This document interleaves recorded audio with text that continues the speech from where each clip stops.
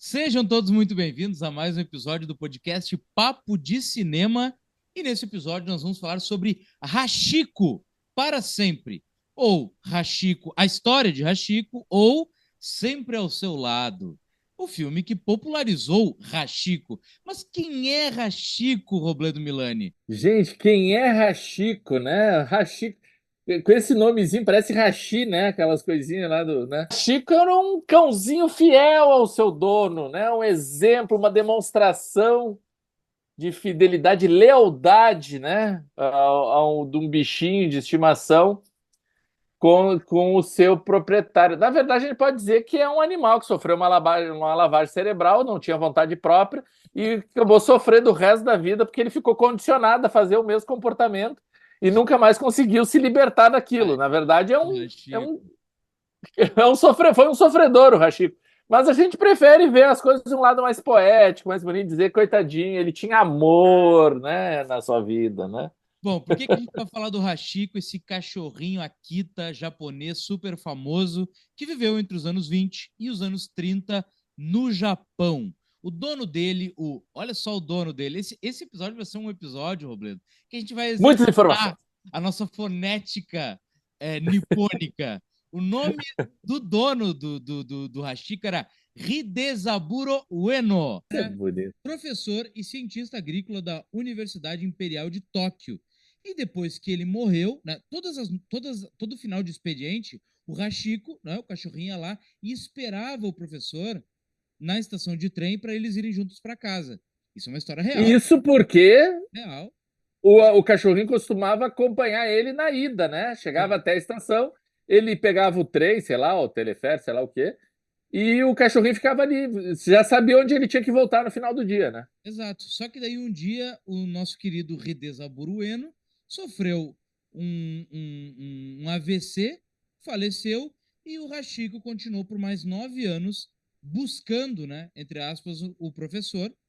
Ele ia lá, ele ficava parado na estação de trem de Tóquio e ficava esperando ele, e ele ficou famoso entre as pessoas que estavam ali em volta, né? O cara que operava o trem, o jornaleiro e outras pessoas que eram colegas do professor viam o cachorro todo dia ir lá buscar ele. Essa história é super famosa, Robledo. Por quê? Porque ela foi popularizada no mundo ocidental, ela é muito famosa no Japão. Sempre foi. Inclusive, em 2023, o Hachiko faria 100 anos, né? Um cachorro Na fazendo verdade, é estranho, mas 100 anos já teria o Hachiko? 100 anos.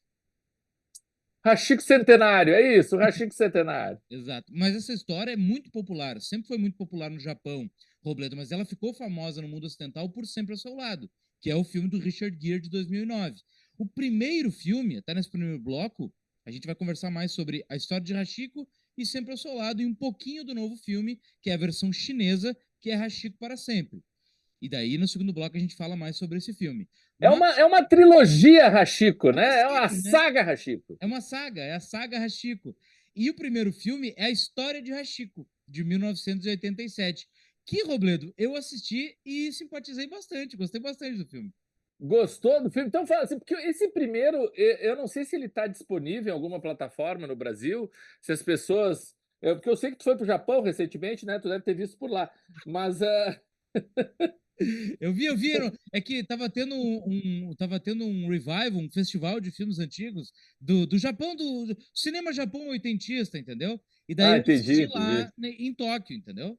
Foi nessa oportunidade, nessa ocasião. Já que tu tá falando sobre isso, eu quero te perguntar, tu que já estava trabalhando nessa época com cinema, me surpreendeu porque esse filme é muito popular. Ele foi muito distribuído e exibido bastante na TV aberta e na TV a cabo. Só que a gente olhando números, ele teve um orçamento de 16 milhões e um faturamento mundial de 46. Não é tanto para a quantidade de pessoas que a gente vê falando, né? Inclusive fora da bolha do cinema.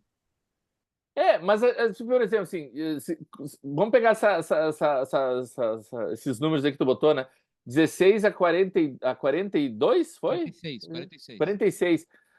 Assim, geralmente se diz que um filme para ter sucesso tem que ser três vezes, né? É basicamente isso, né? De 16, 32, 47. É basicamente isso. Então, é um filme que se pagou e pagou bem, né? Porque por que se fala três vezes, né? Porque geralmente se dobra o valor só em divulgação, né? Em marketing e tal. E o resto é porque o filme também tem que ser muito do que o filme fatura vai para salas de exibição, não só para quem produziu, né? Então, por isso que seria essa lógica de 3 vezes. Então é um filme que se pagou, é um filme que não fez feio nas bilheterias, é um filme de orçamento modesto, né? Um filme pequeno, mas eu acho que é o tipo de filme que, como eu te disse, quando o filme estreou no cinema, as pessoas olharam meio assim, filme de cachorro e tal. Uh, mas é um filme que eu acho que e nós estamos falando de 2009, anos antes da popularização do streaming, né? Uh, eu acho que é o tipo de filme que as pessoas... É um filme tão confortável, né? É um filme tão caseiro, digamos assim, as pessoas estão tão...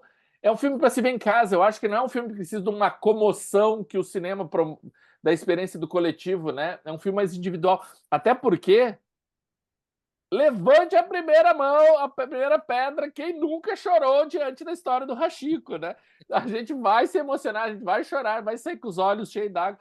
E assim, tem gente que não quer pagar esse mico na frente de uma galera toda que nunca viu antes na vida, né? Então, assim, se tu prefere acabar vendo em casa, e o filme daí, como tu falou, acaba se tornando popular na televisão, né? Nos canais por assinatura, naquela época tinha as videolocadoras, né? Então, assim, é um filme que acabou gerando um fãs e um boca a boca muito forte, eu acho, por essa proximidade individual do 1 a 1, não só da experiência do coletivo.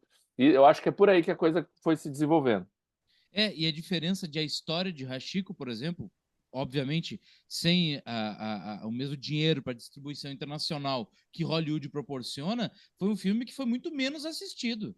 As pessoas acham que o primeiro filme a tratar da história do Hachiko foi Sempre ao Seu Lado. E não foi esse filme japonês. Inclusive, esse filme foi um sucesso no Japão.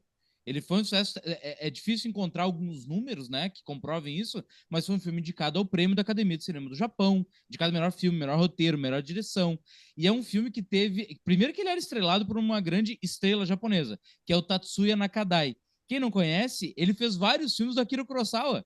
O Yojimbo, Arakiri, Sanjuro, ele fez Ran, né, que foi um filme super premiado. Então ele era, podemos dizer assim, ele era o. Ele era o Wagner Moura do Japão, ele era o Ricardo Darín, entendeu? Do Japão. Ele era esse cara. Então, Então, ele por si só já puxou muito. Só que antes mesmo do filme, a história do Hachiko já era muito popular. Então, quando sim. lançaram o filme nos anos 80, foi só, tipo assim, loucura, vamos todo mundo assistir, porque todo mundo já conhece. E foi um belo sucesso. E olha só quanto tempo demorou até que essa história desse cachorrinho, que é tão conhecida, tomasse o mundo ocidental, né? Demorou bastante. Não, demorou, foram 22 anos, né, entre um filme e outro. Mas eu acho que deve contar também o peso, porque o próprio Richard Gere é uma figura popular no Japão, né? Ele filmou com o Kurosawa, né? Tu citou o Kurosawa, o Richard Gere foi protagonista de filme do Kurosawa, né? Então, assim, eu acho que é um cara que... E os filmes dele, hollywoodianos, também sempre fizeram muito sucesso por lá. Então, eu acho que é um cara que foi uma escolha certeira também para ter esse diálogo com o público original que já tinha essa familiaridade com o personagem. Mas o Hachiko, daí a gente volta para o cachorro. Porque a gente está falando dos personagens, dos atores, né? E a Hachiko para sempre também tem atores muito importantes, né? A gente vai falar depois sobre isso. Eu acho que, como tu citaste ali, a história de Hachiko era o Ricardo Darín do Japão, e o Richard Gere, né? Também era um cara muito famoso. O protagonista de Hachiko para sempre, que é Chao Gang Feng,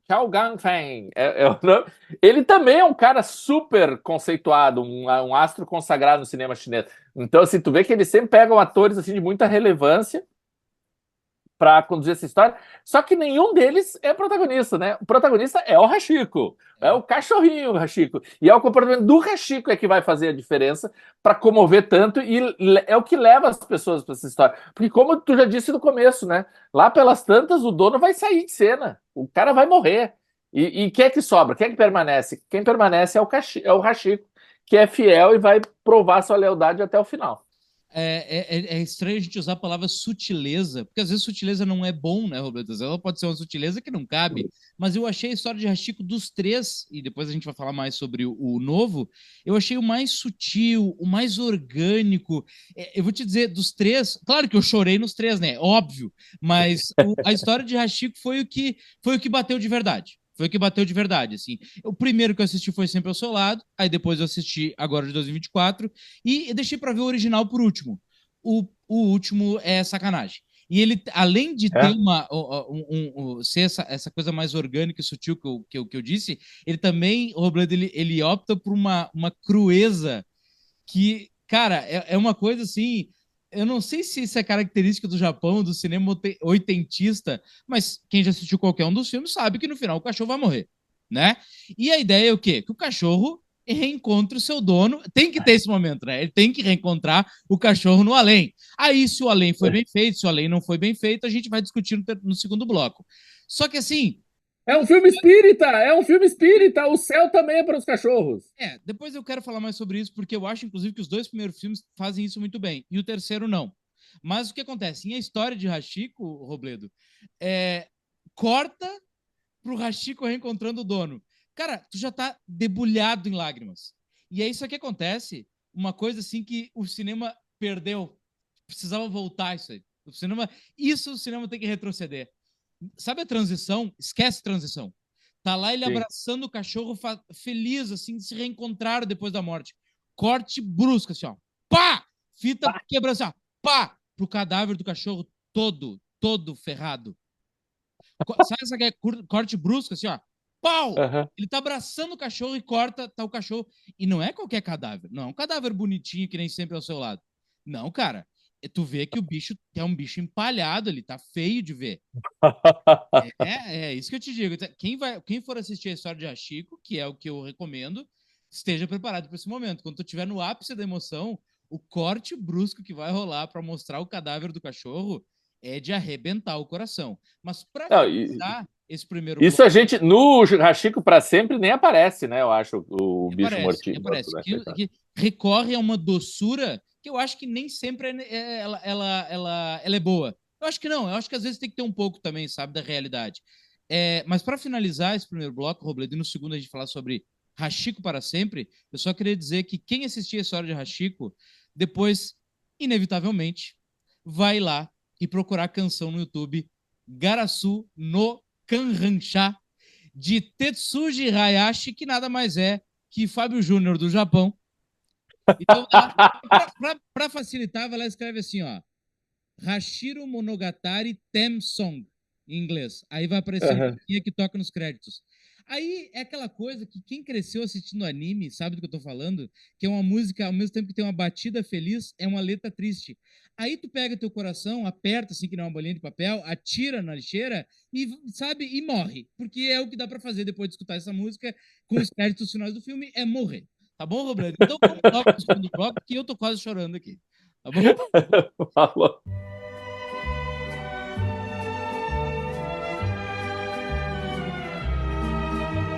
Olá pessoal, aqui é Marcelo Miller, editor do Papo de Cinema, e você está acompanhando o nosso podcast. Agora, porém, estamos dando essa respirada na conversa, não apenas para retomar o fôlego. Aliás, o bate-papo tá bom demais, não é mesmo? Mas também para lembrar você de que esse espaço também é seu. Você sabia? Exatamente, pois os parceiros do Papo de Cinema tanto podem sugerir os temas a serem debatidos nesse momento de troca e discussão, como também negociar conosco inserções comerciais divulgando seu produto, evento, filme ou marca. Bacana, hein? Fale com a gente, mande um alô por aqui, por qualquer um dos nossos perfis nas redes sociais, e você sabe, estamos no Instagram, no Twitter, no Facebook ou mesmo lá no site pelo nosso e-mail papodecinema@papodecinema.com.br. Estamos esperando pelo seu contato, viu? Tenho certeza que vai ser massa demais contar com você ao nosso lado, tornando esse Papo de Cinema ainda mais amplo e diverso. Bora lá? Voltamos para o segundo bloco deste episódio Papo de Cinema que pretende lhe arrancar lágrimas, né? Porque é difícil assistir qualquer um desses três filmes sobre Hachiko e não chorar. E agora nós vamos para a terceira aposta, enfim, que é deste ano de 2024, que é Hachiko para sempre. Só que a diferença é, o primeiro foi japonês, a história do Hachiko é japonesa, o segundo foi hollywoodiano, que a gente disse que ficou conhecido no mundo inteiro, e o terceiro é chinês. Mas é engraçado, né, Robledo? E eu vi que tu, eu lendo a tua crítica, eu vi que tu deu uma pincelada sobre isso. É engraçado, né? É óbvio que vai suscitar algumas dúvidas, alguns questionamentos no espectador, porque um filme supostamente feito para a gente chorar, com um cachorrinho lindo, maravilhoso, simpático, num país que se alimenta de cachorros, né? Claro que a gente tem que cuidar para não ser preconceituoso nesse momento, né? Porque obviamente que as pessoas não comem cachorro no café da manhã, no almoço, no jantar na China, e a gente sabe que isso começou a acontecer, começou a se tornar uma tradição na China depois de tempos muito complicados, né, econômicos. Então, mas É, tá ali, né? e Mas tem gente que come cachorro. Isso sim, é sim, estranho, né? sim.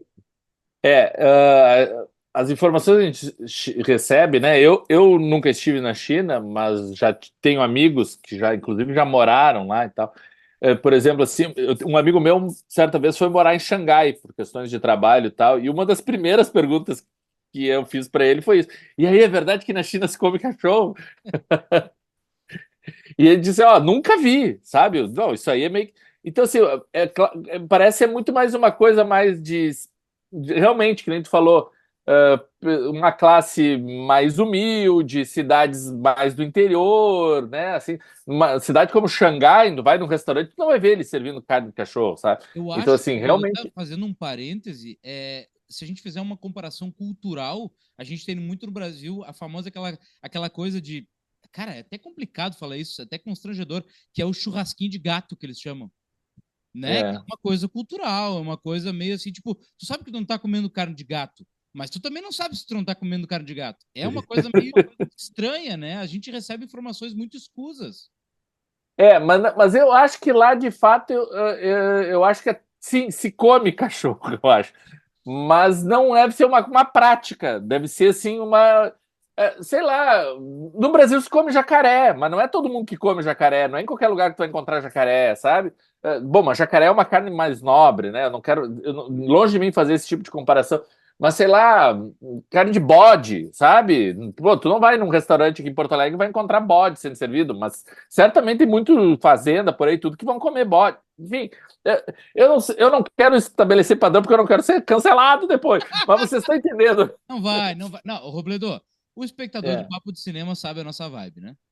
exatamente. Eu acho que é por essa a proposta. É uma coisa que não é frequente, não é usual, mas sim pode acontecer. É isso que a gente quer botar a proposta. E o filme, então, resgatando, também trata essa questão, porque para começo de conversa, os protagonistas, a trama, né, não se passa em Pequim, né? Não se passa na capital, se passa numa cidadezinha do interior e eles até falam, mais de um momento no filme, eles se referem o protagonista né, o dono do Hachiko, ele é da capital, ele é de Beijing, né? E a mulher quando fala com ele diz assim, na verdade tu nunca se acostumou à vida aqui no interior.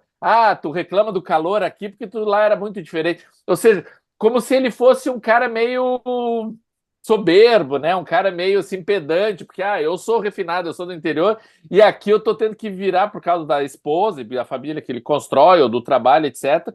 Como se ele tivesse que se sujeitar a hábitos não tão refinados, digamos assim. E dentro desse contexto surge a possibilidade de se comer cachorro. Por isso que a gente está falando sobre isso. Porque lá pelas tantas, e eu trago isso no meu texto, né? Quem quiser ler a crítica completa lá do filme está lá no Papo de Cinema. Eu trago isso porque o filme não tem muito. O grande surpresa do filme é depois que o cara morre, que o cachorro vai continuar lá presente. Que esse é o mote. E isso está em todos os filmes, né? Na história de Hachiko, no Sempre a Seu Lado, no Agora Hachiko para Sempre. É isso que vai acontecer. Uma hora o protagonista, o dono, vai morrer e o cachorro vai continuar todo dia indo lá. Agora, como é que ele se sustenta? O que ele come? Onde é que ele mora? Nesses 10 anos. O resto da família, ninguém se importa com o cachorro. Eu acho que essas questões são mal trabalhadas no Hachiko para Sempre. Eu acho que fica uma coisa de eles até tentam empurrar o cachorro para um, para outro, daqui a pouco ninguém mais cuida, o cachorro foge, aquela portão dos fundos tá sempre só encostado, ninguém tem uma chave para prender aquilo, ninguém consegue. Eu concordo contigo, Roblado, e acho que a gente vai falar mais sobre isso, porque eu acho. Ontem ficou muito claro para mim, eu assistindo aos 3 filmes, é que ele vai descendo a escada. O primeiro é o melhor, aí depois vem do Richard Gere e agora Hachiko para Sempre, muito mais lá para baixo. Eu acho que é o que menos trabalha essas coisas que a gente já vai entrar nesses pormenores. Mas antes de qualquer coisa, eu quero fazer uma ressalva aqui. Que não é uma correção e também não é uma crítica, é só uma lembrança da estratégia de distribuição que usa o nome Hachiko, Robledo, para capitalizar em cima. Mas na verdade não é o Hachiko, porque ele é o Batong. É porque ele é chinês. Hachiko é uma palavra nipônica. O nome do nosso querido cachorrinho é Batong. Batong, para quem não sabe, é uma peça, é um naipe do jogo Mahjong, que é chinês. Que é. Por isso! Olha! Claro. O jogo Mahjong é o jogo mais famoso da China, jogo de tabuleiro. A mesma coisa que a gente jogar xadrez no mundo ocidental. Para quem não lembra de Mahjong, tem uma piada maravilhosa de Mahjong no primeiro filme do Kung Fu Panda. Lembra que daí o Po não quer assumir a loja da sopa do pai dele. E daí o pai dele fala para ele que agora só o nerd vai lembrar. Que ele fala assim, mas pô, como que você não quer assumir a loja de sopas aqui do seu pai? Ele era do meu pai, que era do meu pai, que era do pai dele, que era do pai dele, que era do pai dele, que ganhou no amigo dele no jogo de Mahjong. Lembra? É o jogo de Mahjong, então. Nós não estamos falando de Hachiko, e sim de Batong. Sim, olha, isso é interessante tu trazer isso, porque lá pelas tantas fica um diálogo subentendido entre o marido e a esposa, né? De se referirem ao Hachiko por causa de uma peça do jogo, né? Que é essa peça que tu tá falando. E eu olhava aquilo pensando, não tô entendendo, Lhuvos, por que eles usam essa peça para se referir ao cachorro? Não tô entendendo. Tá aí, ó, tá explicado. O Vitinho também é cultura, gente. Daí depois que o dono dele falece, a mulher dele, né, a viúva, vai lá e coloca a peça de Batong aqui no naipe, né, Batong aqui na coleira do Batong, né, o cachorro do batom. Mas o que acontece, Robledo? Eu senti que em Hachiko para Sempre eles pesam a mão legal, né, no último terço do filme, né? Não, bom, antes de chegar nisso, e sim, eles pesam demais a mão. Eu só voltando ali para a gente fechar a questão que a gente estava falando do comer cachorro ou não, porque o filme, né, a gente sabe que o grande atrativo dessa história é essa lealdade que o bicho vai demonstrar para o seu proprietário após a morte dele. Isso é os últimos 15, 20 minutos do filme, né? Tu tem mais de 1h30 de filme antes disso acontecer. E o que isso vai trazer de diferencial? E uma das coisas que, então, esse filme tenta propor é essa questão de se passar na China, um lugar que, sim, existem pessoas que comem cachorro. Só que eu acho muito mal emendado, sabe? Muito mal engendrado, sabe? Esse roteiro, porque eles são muito... Aquela mulher é muito intempestivo, e não é qualquer mulher, né? Nós estamos falando de Joan Chen, né? Uma atriz chinesa de fama internacional. Pô, ela participou de O Último Imperador, filme que ganhou 8 Oscars, sabe? É uma mulher que já filmou com o Sylvester Stallone, é uma mulher que já fez tem uma carreira super importante e tal.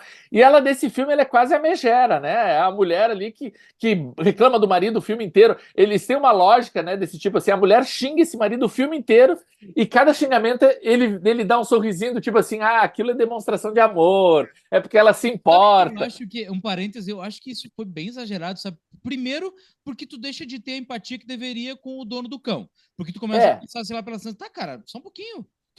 As calças não vão vestir mais, né? As calças não servem para nada. E depois. É um viés muito. Não é uma personagem tão desprezível, tanto que se mostra depois ser muito amorosa. Então, no início, eu acho ela muito intempestiva, muito braba, gratuitamente. Demais, demais. E ela só demonstra esse viés afetuoso quando o marido se torna ausente, né? Porque ela nunca é assim quando ele tá do lado. Parece que só um pode ocupar esse espaço dentro da casa. É uma visão muito tradicional e ultrapassada dessas famílias, né? Do tipo, a mulher passa o dia inteiro cozinhando, porque é a forma de expressar amor dela, né? É manter a família de barriga cheia. O marido só tem voz da porta para a rua, né? Porque dentro de casa ele é completamente apático.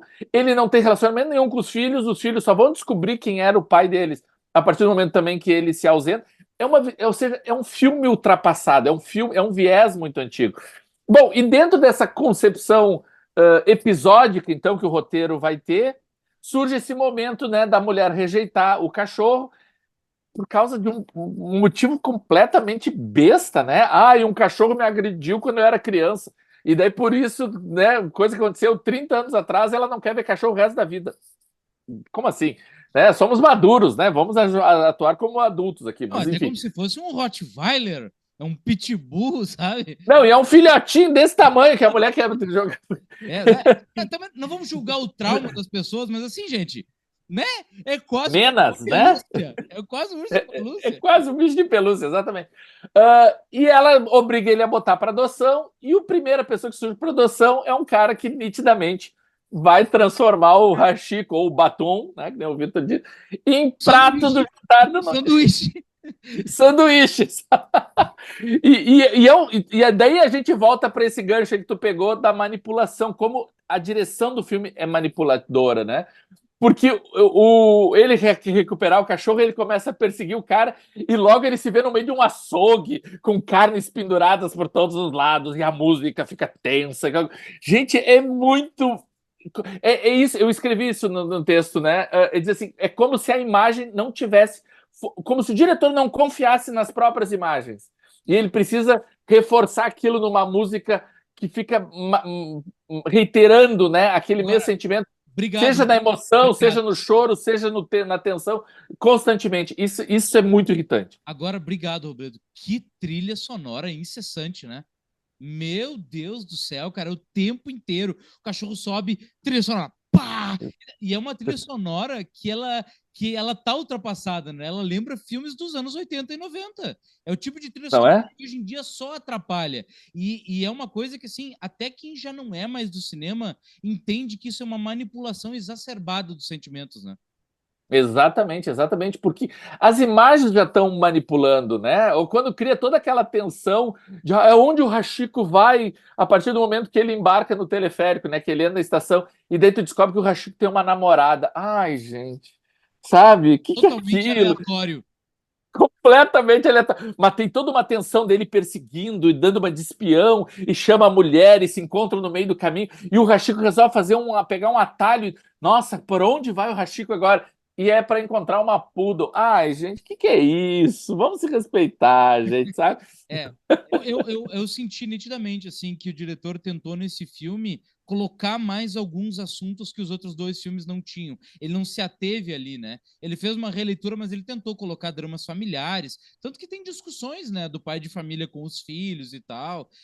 Eu acho que em um ou dois momentos só eu senti, principalmente quando ele fala sobre os gostos que te fazem ser humano. Achei bonito aquele momento em que a mulher não quer, né, de jeito algum, que ele fique com aquele cachorro dentro de casa, e ele diz o que nós somos a não ser o que nos faz como ser humano? As coisas que nos fazem feliz. Você cozinha, você tá sempre nesse computador, e ele ainda fala pro filho, né? Parece um passarinho sujo com esse cabelo descabelado. A outra quer namorar um cara que pinta o cabelo de roxo e tal. Vocês fazem isso, são felizes. No momento que me faz feliz é esse cachorro, e eu quero ficar com ele. Mas ao mesmo tempo, um pai de família se justificando porque quer ficar com um cachorro, sabe? Então fica meio assim. Eu senti que o diretor quis colocar camadas a mais que eu acho que são desnecessárias. Eu acho que o filme por si só falaria, assim como os outros falaram, sabe? Eu acho que era uma história tão pronta, tão feita para dar certo, que eu acho que ele conseguiu estragar o certíssimo, sabe? O óbvio, né? Entrou em jogo que já estava ganho e mesmo assim ele consegue derrapar e errar os pênaltis, né? Ele já entrou ganhando de 2-0 e deixou virar. Deixa eu virar. Sim, toda aquela situação dele esconder o cachorro para entrar em casa, sabe? E toda vez que ele larga o cachorrinho, filhote, gente, larga o cachorrinho sozinho numa sala, acreditando. Você fica aqui. Acreditando piamente que o cachorro não vai sair dali, não vai aprontar uma bagunça, sabe? E daí tudo tem proporção maior. Parece que nós, sabe, é exageradamente e desesperadamente tentando uma comicidade que não se relaciona com o público atual, né? É uma coisa assim. É um filme que parece. Talvez se tivesse sido feito lá nos anos 80, a época da história de Hachiko, talvez tivesse funcionado melhor. Hoje em dia ele é completamente deslocado. E é mais estranho também pensar que entre um filme e outro se passaram quase mais de 3 décadas, quase 4 décadas, né? É muito estranho ver esse afastamento que existe de mais de 20 anos, depois de 15 anos, de um filme de outro, e sem realmente propor nenhuma profundidade ou outras camadas de leituras que realmente fizessem diferença. Tu só vê parcos esforços que não apontam a lugar nenhum. Então, assim, quero ver a história do Hachiko. Gente, se tu viu do filme do Richard Gere, tu não precisa ver esse. Sabe, se tu viu o filme japonês, tu não precisa ver nenhum dos outros dois. Sabe, é tudo refazendo o mesmo sempre, sem propor, de fato, nada novo. Em resumo, o nosso filme preferido ainda é A História de Hachiko, nosso porque eu elegi. Robert não assistiu, mas eu elegi. O filme preferido da saga Hachiko é A História de Hachiko, de Eu ainda 1997. prefiro o Truman com o Ricardo Darín, que vai ser mais bacana. Então é isso que eu vou te perguntar. Pra gente finalizar, Robledo, agora o quarto filme que tá pra sair aí é o Hachiko no Brasil. Esse vai ser o melhor filme, que é um caramelinho que espera o Lázaro Ramos no terminal rodoviário do Tietê todo dia. Esse O Lázaro. Bom, se é o Lázaro, tô tranquilo. O medo ia ser se fosse o Leandro Hassum. Daí sim, gente. Ia ser sabe isso. aquele memezinho do caramelinho que fica rebolando assim? Esse vai ser o Chico no Brasil. É isso aí. Mas, galera, se você gostou desse episódio do podcast Papo de Cinema, por favor, não importa se está no Spotify, que agora, inclusive, tem caixa de comentários no Spotify, ou se está no YouTube, se está na Deezer, se está no Amazon Music, comenta ali, deixa sua sugestão, curte, compartilha e nos dê, por favor, as 5 estrelinhas, que é muito importante para a gente ranquear cada vez melhor. Outro recadinho, ativa as notificações, porque assim, toda semana tem podcast novo, mas você sabe, às vezes é na terça, às vezes na quarta, às vezes na quinta, então assim, ativa as notificações, que daí você sempre fica sabendo quando a gente está publicando a nova edição aqui do podcast Papo de Cinema. É isso, recado dado, até o próximo episódio. Falou!